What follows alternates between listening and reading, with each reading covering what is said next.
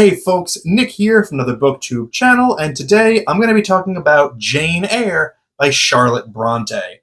I read this book as part of my back-to-school reading challenge, in which I'm revisiting books that I was supposed to read, but didn't back in high school. I don't think I ever even cracked the cover of this book when I was a teenager. I think I went straight to the SparkNotes website and got the bare minimum of information that I needed just to pass the test and move on. Not a single moment of this book was familiar to me, which leads me to believe that I also didn't pay attention to any of the classroom discussions either. So, was I able to appreciate Jane Eyre as an adult, and more importantly, should we make our teenagers read this in school? Let's get into it. Jane Eyre is a coming-of-age novel from the perspective of its title character. Jane is orphaned at a very young age, and forced to live with a cruel aunt and her children who are relentless bullies. Jane is viewed by her adopted family as ungrateful and poorly behaved because she refuses to just comfortably occupy the role that she's expected to fill. She carries this trait throughout her life, and it often causes her to have to leave her present situation and enter into the unknown. Jane is sent away by her aunt to a boarding school where she remains for 8 years until she takes a job as governess for Adele, the young ward of Mr. Edward Rochester of Thornfield Hall. Jane's life is full of romance, intrigue, sadness, humor, and even some horror, and it makes for a reasonably entertaining book. I was very, very surprised that I didn't go back to this book grudgingly every day.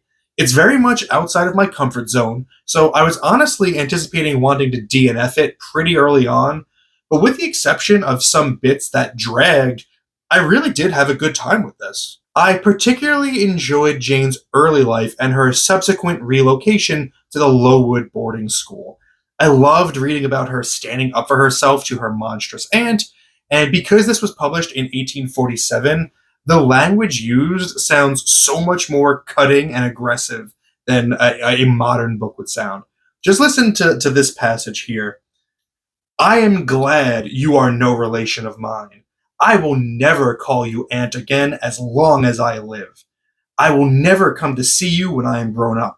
And if anyone asks me how I liked you and how you treated me, I will say the very thought of you makes me sick, and that you treated me with miserable cruelty." I'm sorry, but that to me reads so much more hostile and violent than if she just screamed obscenities at her. Once Jane takes up her job at Thornfield Hall, I do think the book does kind of drag a bit, but it's not without greatness in that back half. There are strange goings on at Thornfield Hall that could adequately classify Jane Eyre as a horror novel, or at least just one with horror elements. Jane's budding relationship with Mr. Rochester might not be satisfying to the modern romance crowd, but I think it's pretty effective considering the time period it was written in. I appreciate a good romance subplot as much as anyone else, and I enjoyed reading about Jane and Mr. Rochester. Now, all that said, I don't think that there's any reason this book should continue to be taught at a high school level. I read this book on my Kindle, and thank goodness that I did, because there's a feature on the Kindle where you can hold your thumb on top of a word, and then it'll pop up with that word's definition. And if I didn't have that, I would have been incredibly frustrated. There are so many archaic words in this book that it doesn't benefit anybody to learn other than to be able to read Jane Eyre. It wouldn't even help you on the SATs most of the time. Considering teenagers want to be doing anything else but schoolwork, handing them a 500 plus page book full of words that they've never seen before and will never see again is a useless, futile gesture. Not only is Jane Eyre difficult to read, even for a well-read adult, but it doesn't offer anything poignant to a teenager thematically that you can't find in a more modern book. This is, when you get down to it, a coming-of-age novel, of which there are an infinite number that have been written since then that a teenager might better latch onto. I would argue that it's more important to give teenagers something that they can immediately relate to in order to foster attentiveness and a joy of reading, rather than forcing them to get good at reading things that offer them nothing. And if you say to that, well, we need to push young people out of their comfort zones to read true literature, well, my response is that 95% of the time, rather than having the effect that you think it's going to have, it ends up just killing that person's desire to read completely. If you need any proof, try asking a few of your coworkers what the last book they read was and when.